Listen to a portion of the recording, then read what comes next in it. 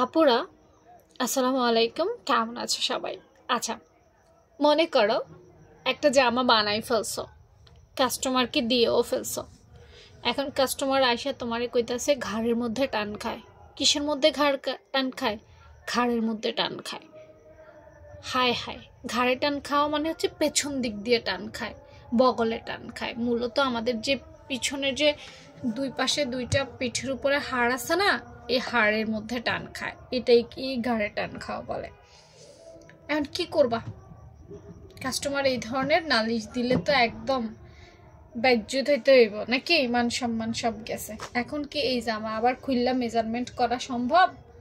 না, সম্ভব না।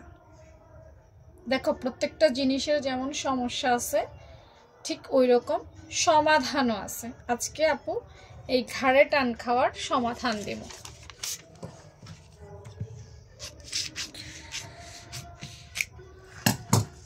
এটা সরাই ফেলাই, হ্যাঁ, এটা জাস্ট শো।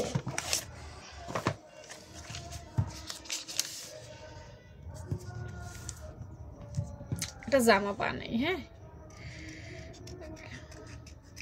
কি করবা? শুধু ওইটার সমাধান আপু দিলেই তো হয়ে যাবে নাকি?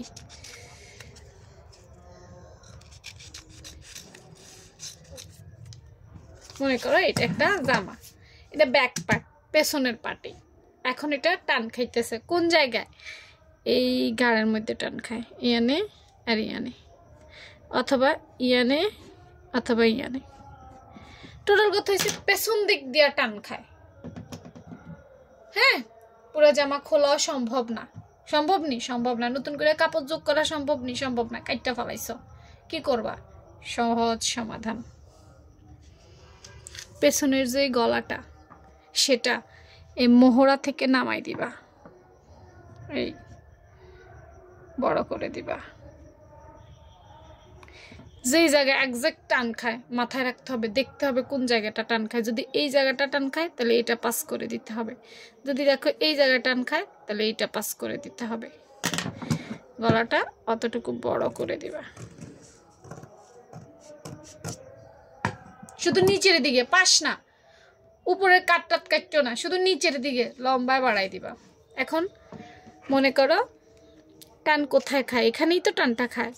এখন এখান থেকে যখন ফাঁকা হয়ে যায় গলাটা, তখন কিন্তু গলাটা ছড়িয়ে যায়। এইভাবে টান খাওয়া যে জিনিসটা থাকে সেটা সেরে যায়।